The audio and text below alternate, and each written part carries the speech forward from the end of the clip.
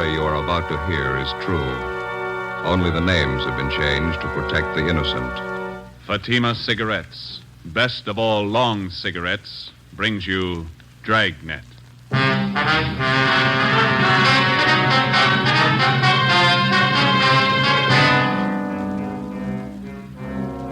You're a detective sergeant. You're assigned to homicide detail. The owner of a fur store has been shot and killed. Your only lead, a missing fur coat. The killer is at large. Your job, get him.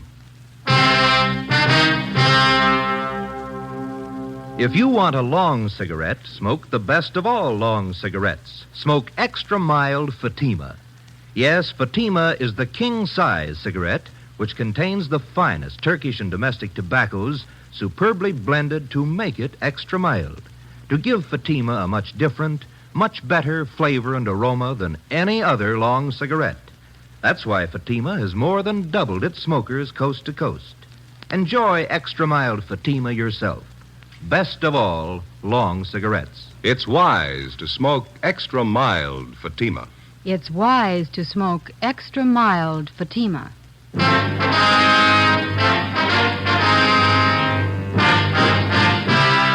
Dragnet, the documented drama of an actual crime. For the next 30 minutes, in cooperation with the Los Angeles Police Department, you will travel step by step on the side of the law through an actual case transcribed from official police files. From beginning to end, from crime to punishment, Dragnet is the story of your police force in action. It was Saturday, November 23rd. It was warm in Los Angeles. We were working the night watch out of homicide detail. My partner's Ben Romero. Boss is Blaine Steed, captain of homicide. My name's Friday. It was 6:35 p.m. when we got to the corner of Western and Lexington, a Western fur shop. Hi, Brennan. Hi. What happened, Frank? The owner's been shot. His name's Albert Kreiber. Yeah? Who is that? Mrs. Kreiber. Haven't been able to get anything out of her. Where's the body? In the back. Munkers is back there. Did you call the lab? Yeah. Jones on his way. Photographer and fingerprint men with him. All right, let's take a look. Nothing seems to be messed up. Back room is. It was a small shop. A couple of fur coats on dummies on one side of the store, and on the other, a tall glass case holding about 15 more. Mrs. Kreiber sat on a straight-back chair staring at the floor. We went through the curtains into the back room of the store. Sprawled out on the floor at the far end of the room was the body of a man. He had a fur coat gripped in one hand. Sergeant Moncrief from Hollywood Division was standing by. What do you figure, Monk? Looks like a couple of hours. Did you call the coroner? Yeah. How long you been here, Monk? Just a couple of minutes.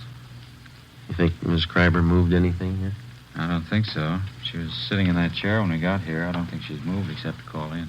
Did she put in the call? Yeah. Empty shells on the floor. Oh, you got a pencil? Yeah. Yeah, 32. Yeah. You think robbery? I don't know. Let's talk to the wife. Wait a minute. Bottle here. Yeah, Sierra Valley Wine Company. World's finest muscatel. 27 cents a pint. Nobody touched this today. No, well, I've been here, no. Okay, let's get out front. Anything in the customer files, Brennan? Not so far. Have you tried to talk to Miss Kreiber again? No, pretty bad. No, let's give it a try. Miss Kreiber? I'm Sergeant Friday. This is Sergeant Romero. We'd like to talk to you if we could. We know how you must feel, but there are a few questions that we have to ask you. Did you telephone the police? We have to know how it happened, Miss Kreiber. Miss Kreiber? Mm-hmm. Can you tell us what happened? Who is it? What do you want? We're police officers. Oh, Albert. Albert's dead. Albert! Albert! Someone call the police? Miss Kreiber, we are the police. My husband's been murdered. He's dead.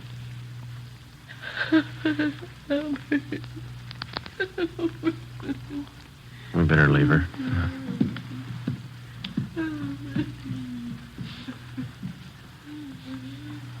Friday. Here's something I found in the customer file. Mm-hmm. Miss Terry Shepard, 10113 Normandy, apartment 3. What about it? She took a coat out that was in storage. Took it out today. Well, we'll check her out when we're finished here. Thanks. Looks like the only hot receipt in the file. Hi, Lee. Joe, Ben, In the back room. what is it? Killing. Moncrief will show you. Okay, let's look. Think we ought to try the wife again? We can try.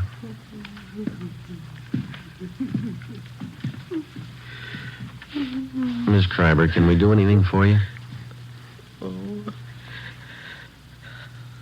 I'm a little better. I'll try to tell you what I can. All right. When did you get here? It must have been about 6 o'clock, a few minutes after. I came to take him home. Any customers around? No, the store was empty. I stood here for a few minutes waiting, and then I went in the back and... Yes, I... Was the front door open? No. Yes, the front door? Yes, ma'am, the front. Yes, open. Did you telephone the police? I think I did. Did you come here to pick him up? No. No, usually he drives home himself. I came down on the streetcar to ride home with him. What kind of a car do you have? An Oldsmobile. 1939 or 40, I guess it is. Where does he usually park? In the rear of the store. This little place back. I'll take a look. All right. Where is your home? 3412 Northwestern.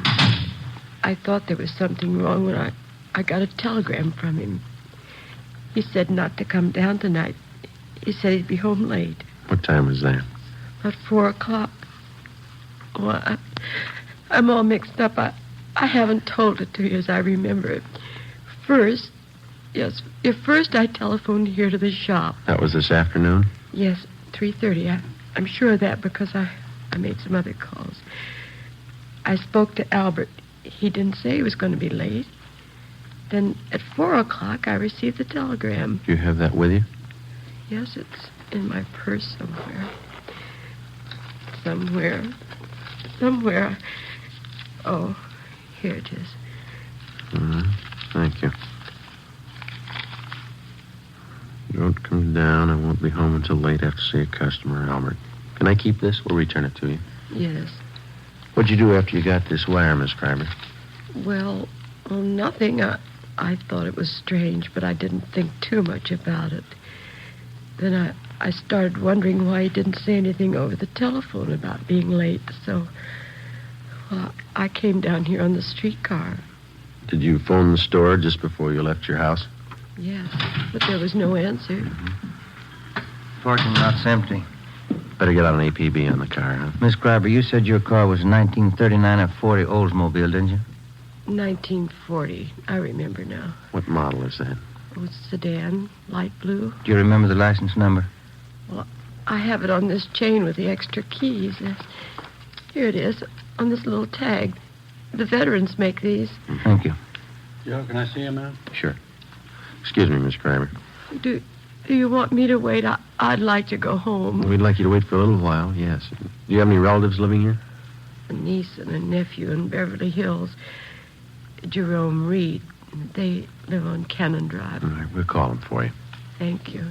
Lee, is this phone out here all right to handle? Yeah, it's been dusted. Okay.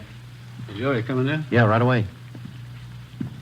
It's pretty clear, easy to trace. Mm-hmm. I'd say he was standing over here by the curtains when he was shot. That's where the stains begin. Mm-hmm. Then he must have stumbled along this glass case. You can see the smears here in the glass where he tried to grab hold of something. Yeah. And I guess he caught hold of that fur coat and pulled it down with it. Mm-hmm. Then he stumbled and bumped up against this coat bag, fell through that and up against the safe. How many times was he hit? 6 empty casings on the floor. Looks like 4 through-and-through wounds. 32, huh? That's right. Your wife know if anything's missing? Yeah, she's in pretty bad shape.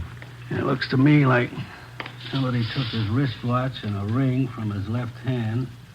If he had a billfold, that's gone. No coat. All the trouser pockets are turned inside out. What about that wine bottle? It's smeared. Can't lift a thing. Okay, thanks. Ben? I'm still on the phone. Okay. No. License 15 Boston. 6707. No, 707. Yeah. Driver might be armed. Hang on a minute, Wallace.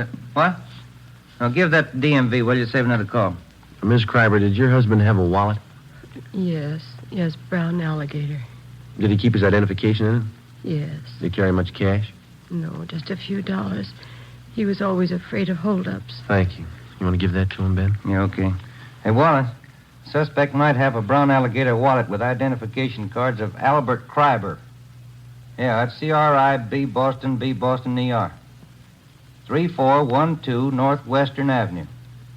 Yeah. Yeah, okay. Yeah, bye. Joe? Might be something here. Yeah, Monk? Invoice from the Far North Fur Company. 3 mink coats delivered here today. I looked all around. I only found 2, 1 missing. Did you find a sales slip for the other one? No. Miss Kreiber, would you come over here, please? Yes. Where are they, Monk? Over here. All right, over this way. Well, these are mink coats here, aren't they? Yes, wild mink. Albert told me he ordered them. Yes, ma'am. We found the invoice.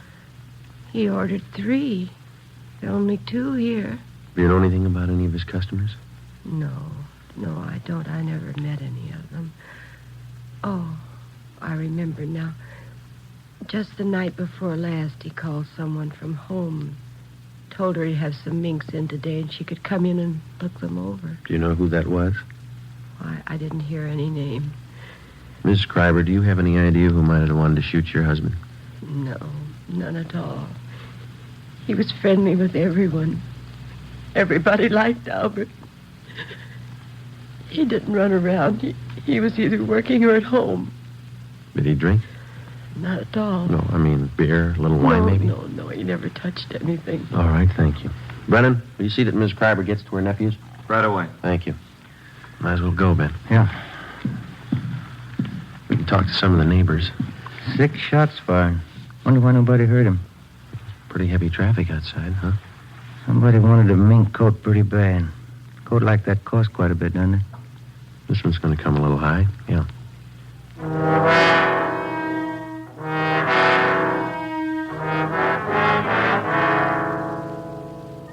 "7:05 p.m. Most of the stores along the street were closed, but a small shoe repair shop across the street was open, so we went over there. On the window was one word, Pete's, and a picture of a shoe. Sitting in the window was a small, dark man wearing a leather apron. He was working on a pair of shoes. Hello. We're police officers. I see you drive up across the street. Are you Pete? Sure. What happens to Mr. Kreiber? He's robbed? No, he was killed. No. Shot? I do not hear anything. Have you been sitting in your window all afternoon? Oh, most all the time. You see, I have machinery here. I advertise that way. People watch me. Mm-hmm. Do you remember seeing anybody going into Mr. Kreiber's this afternoon? This afternoon, the 4 man. 2, 3 long black cars. Uh-huh. Anybody else? Some. Were they women? Officer, they are all women. I see. Did any of them walk out with a new fur coat? There, all done.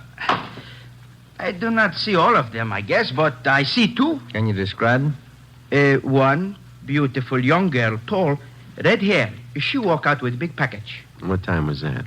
3, 4 o'clock. The second woman is about the same time. Funny thing.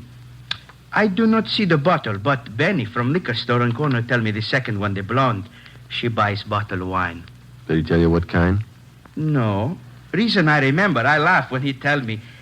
I go over to Benny's for a can of beer. He tells me she buys cheap wine, walks out of Kreiber's with new fur coat. Me, I spend $5 for good wine, and my wife has no fur coat. How old was this blonde? How was she dressed? She's maybe 25. Young, not too young, but young. She has on slacks, gray. Mm-hmm. What kind of a fur coat was she wearing when she came out? Mink. Look from here like mink. I see. Did you notice where she went?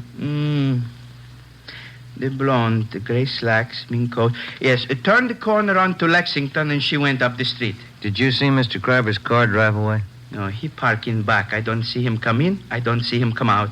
All right. Thanks a lot, Pete. Mm-hmm. Officer, that blonde, something wrong there. How do you mean? Well, she has got fur coat, but she drinks wrong wine. I don't understand. Why do you say that? $5,000 coat, 27-cent wine. 7:45 p.m. Ben and I questioned Benny Davis at the Safety Liquor Store. He remembered the blonde and said she bought a bottle of Sierra Valley Muscatel from him between 2:30 and 3 o'clock that afternoon. He'd never seen her before. We contacted communications and gave a description of the blonde to supplement the All Points Bulletin.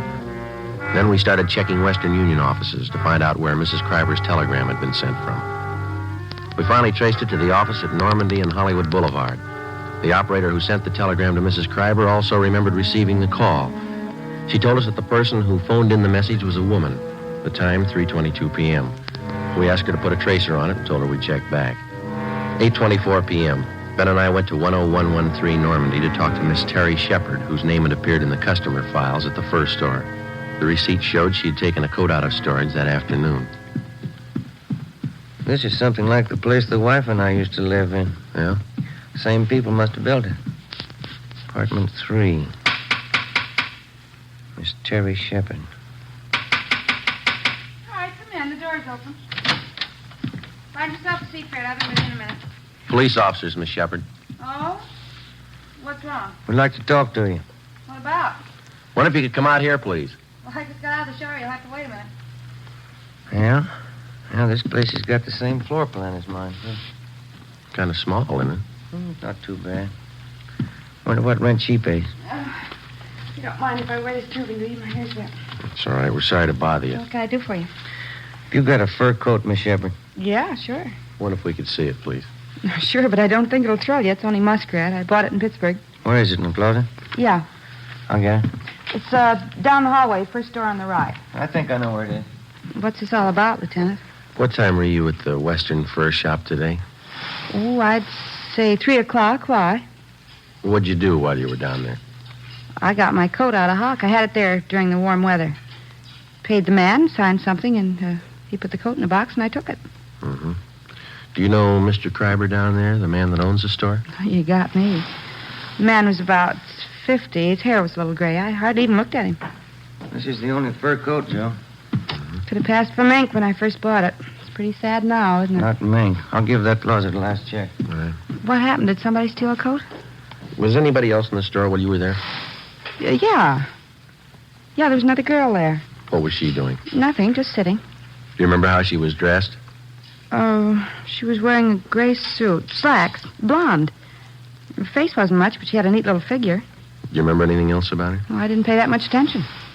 Anything else in there, Ben? Not a thing, Joe. Maybe I'd better take this towel off my head. It doesn't look so hot when it's wet, but it's natural. It's natural red. Yeah. Is there anything else that you might be able to tell us? I think that's about all. I gave the man my claim check and the money, and he got the coat and put it in a box and gave me a receipt. Mm-hmm. Nothing else? No. Well, when I got the receipt, I saw the blonde walk over and pick up the telephone. I was just leaving then. Did you hear any of the conversation? She asked for Western Union.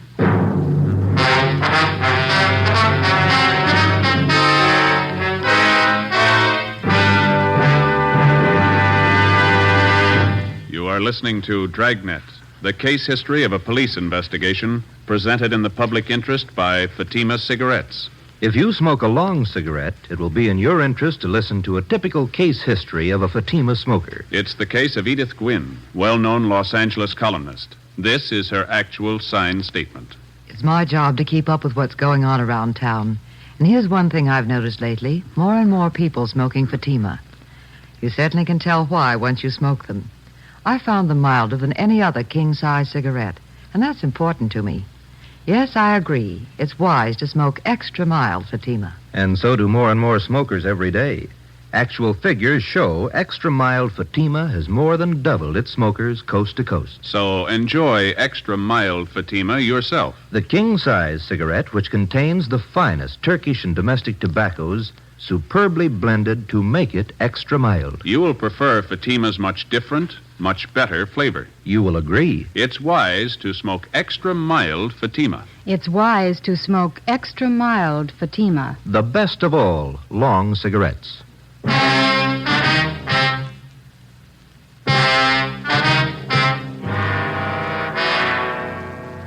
Sunday, November 24th, 9 a.m. Ben and I contacted the owners of all the shops in the vicinity, but none of them saw or heard anything at the time of the shooting.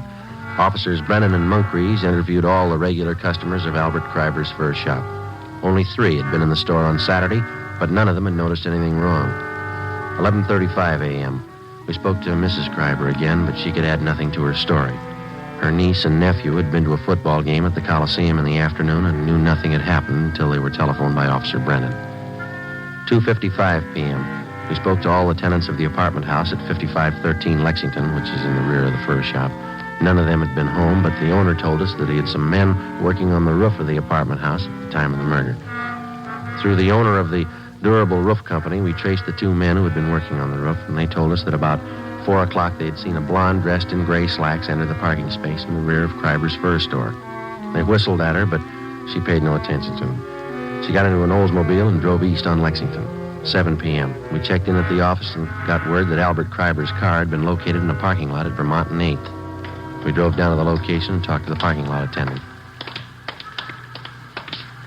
Well, the car must have come in sometime last night. It probably came in the back way, because I don't remember it coming in, and it doesn't have our lot tag on it. Did you work all last night? No, I finished at midnight and started at 10 this morning. I kept waiting for somebody to claim this thing, and after supper, I figured it might be stolen, so I phoned the police. It's been sitting here all that time. Are there any keys in it? No, sir, there weren't last night either. Have you ever seen this particular car before? No, sir. Have you ever seen a blonde woman about 25 wearing gray slacks? You mean hanging around here? Yeah, or in the neighborhood. Yeah, but not today or yesterday. Do you remember one? Well, yes, sir. Does she drink a lot? Maybe. Well, there's one that hangs out in these bars around here. Once in a while, she comes in the lot, but not lately. When'd you see her last? Oh, a couple of weeks ago. Was she with anyone? Yeah, but I don't remember him. I seen her with a lot of different guys. Does she hang around with anybody in particular? Yeah, her husband. Before leaving the parking lot, we pulled the rotor out of the distributor so that nobody could drive the car away. 8:12 p.m. We called homicide and asked for more men to canvass the bars in the neighborhood. Ben and I staked out on the car. We sat in our car across the street from the parking lot until midnight. Nobody showed up to claim the car. The streets were almost empty. Our only chance was that the blonde lived in the neighborhood or was in a bar and would sooner or later try to claim the car. 1:53 a.m. What rent do you suppose that Shepherd girl pays? You got me. 75? I don't know. I bet I pay more than she does. Is that Moncrief? Yeah. Hi, Monk. Hi. Take a look up the street. See that couple? Where? Coming this way. Blonde, gray slacks, fur coat. She's pretty drunk. Where'd you spot her? Turned the corner from Olympic. They've been looking in parking lots. Monk, there's a rear entrance to this lot off the alley. Do you want to cover that? Yeah. Thank you. You see him all right? That's it. Where'd they walk under that light? Yeah. Pretty drunk. Looks like the same kind of coat, isn't it? Yeah. Stopping. Looking for another parking lot, I guess. Sierra Valley Wine, world's finest muscatel. And going into the parking lot. She's not carrying a purse. Those coats don't have pockets big enough for a .32 automatic. That stuff sure gets people. All right, let's go. We're getting in Kreiber's car. Look, we can't even find the door. She's helping us. You take the other side of the car, will you? Yeah. Stop pushing me.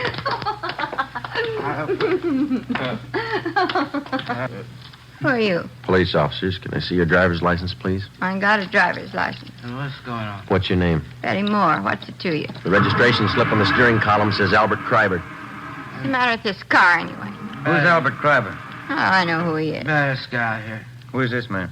Huh? What do you say? He's a friend. That satisfy you? Yeah, What's the matter with this thing? Take a look in the glove compartment, Ben. Okay. Come on, honey. Let's get going, huh? Yeah. It's locked. What do you want in there for? Let me have those keys. Hey, Here you are, Ben. How about going home? there's nothing in there. Let's go. Here's a purse. Give me that. You keep your hands in the wheel. Some gun, 32. It's his. It's empty anyway. What do they There's want? nothing wrong in that. You have a permit to carry it? Yeah, I got a permit. Can I see it? I lost it. Give me those You keys. keep your hands on that wheel. Here's a wallet, identification cards, Albert Kreiber. Where'd you get these? I don't know. The man's watch, Albert Kreiber engraved on the back. Who's Albert I Kreiber? don't know. I told you. All right, let's get out of the car. Hey, let me push it. Why didn't that car start? All right, come on. Stand up. You get over there. Where'd you get the fur coat? I bought it. Where? I don't know. Joe, look at her slacks. Wine stains. I spilled wine on them. What kind of wine? Muscatel. Muscatel isn't a red wine, it's a white wine. Who's Albert Kreiber? I don't know. This is his wallet. This is his car. Where'd you get him? I don't know. I don't know. This the gun you shot him with? This the gun you shot him with?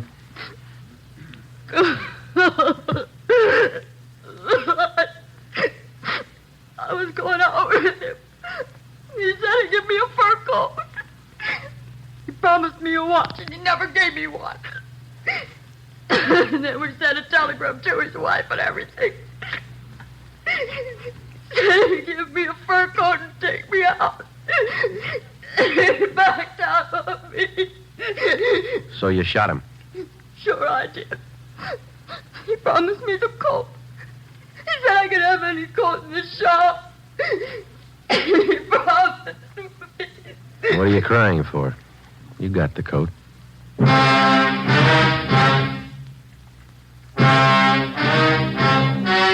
The story you have just heard was true.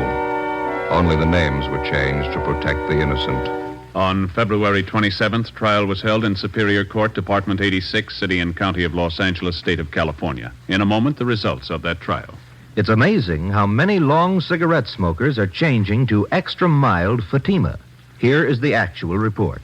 From coast to coast, Extra Mild Fatima has more than doubled its smokers. Yes, more and more smokers every day are discovering that Fatima is the king-size cigarette that is extra mild. Extra mild because it contains the finest Turkish and domestic tobaccos superbly blended to make it extra mild, to give it a much different, much better flavor and aroma. Enjoy extra mild Fatima yourself. Best of all long cigarettes. It's wise to smoke extra mild Fatima. It's wise to smoke extra mild Fatima.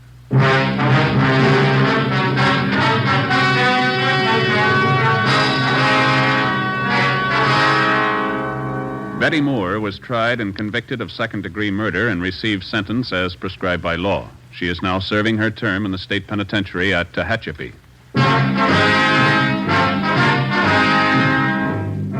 You have just heard Dragnet, a series of authentic cases from official files. Technical advice for Dragnet comes from the Office of Chief of Police W.A. Wharton, Los Angeles Police Department. Fatima Cigarettes, best of all long cigarettes, has brought you Dragnet, transcribed from Los Angeles. Next, hear Sarah Berner in Sarah's Private Caper on NBC.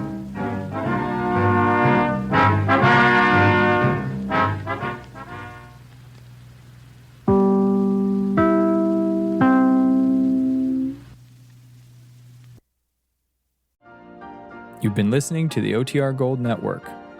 Find more classic radio at otrgold.com.